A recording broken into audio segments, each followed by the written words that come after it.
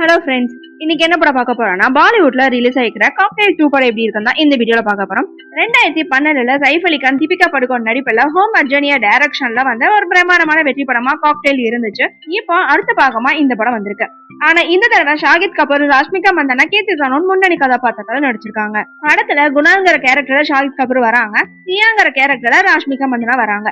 ரெண்டு பேருமே காலேஜ்ல இருந்து காதலிச்சுட்டு வராங்க. ஆனா ரெண்டு பேருமே திருமணம் செஞ்சுக்காம லிவிங் டுகெதர்ல இருக்காங்க. இத ரெண்டு வீட்லயுமே ஏத்துக்கல அப்படின்னாலுமே ஏதாவது சுப நிகழ்ச்சிக்கெல்லாம் போகும்போது எப்ப கல்யாணம் பண்ண போறீங்க அப்படின்னு கேள்வி மட்டுமே கேட்டுட்டு வராங்க.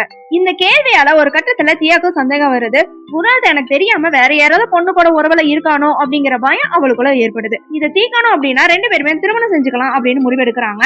அதுக்காக இவங்க இத்தாலிக்கு போறாங்க.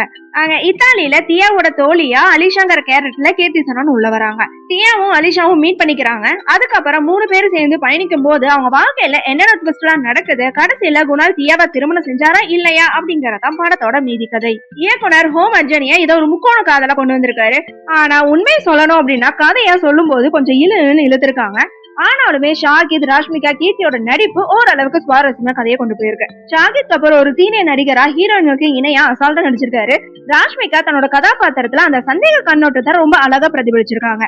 அதே மாதிரி காதலை வெளிப்படுத்த துடிக்கிற கீர்த்தி சானோனோட நடிப்பும் நல்லா இருக்கு. படத்தோட மைனஸ்னு பார்த்தா கீர்த்தி சானோட எல்லை மீறிய கவர்ச்சி சிலருக்கு ஒரு தலா இருக்கலாம். அது மட்டும் இல்லாம படத்தோட நீளமும் சிலருக்கு போரிங்கா இருக்கலாம். பிரதிமனோட இசையில பாடல்கள் கொஞ்சம் துள்ளலாவே இருக்கு. பின்னணி இசையும் படத்துக்கு ஒரு பெரிய பிளஸ்னே சொல்லலாம். சந்தன கிருஷ்ணன், ரவிச்சந்திரன் ரெண்டு பேர்த்தோட ஒளிப்பதிவும் இத்தாலியோட அழகா ரொம்ப அருமையாவே படம் முடிச்சு காட்டியிருக்காங்க. படத்துல யார் யாரோட சேருவாங்கிற கேள்வியை இயக்குனர் கிளைமேக்ஸ் வரையும் கொஞ்சம் சுவாரஸ்யமாவே கொண்டு போயிருக்காரு. கிளைமேக்ஸ்ல வர காமெடி காட்சிகள் ஓரளவுக்கு சிரிக்கும்படியாவும் இருக்கு. ஆக மொத்தத்துல காக்டெயில் 2 படம் எப்படி இருக்குன்னு கேட்டீங்கன்னா ஓரளவுக்கு ரசிக்கும்படியா தான் இருக்கு. ஆனா படத்தோட நீளமும் சில காட்சிகள் கொஞ்சம் நெருடலா இருக்கிறதும் இளைய தலைமுறைக்கு வேணா பிடிக்கலாம். ஆனா எல்லாருக்குமே பிடிக்குமாங்கிறது சந்தேகம் தான். ஓகே ஃப்ரெண்ட்ஸ், நெக்ஸ்ட் வீடியோல பார்க்கலாம். இந்த வீடியோ உங்களுக்கு பிடிச்சிருந்தா லைக், ஷேர், சப்ஸ்கிரைப் பண்ணுங்க. தேங்க்யூ.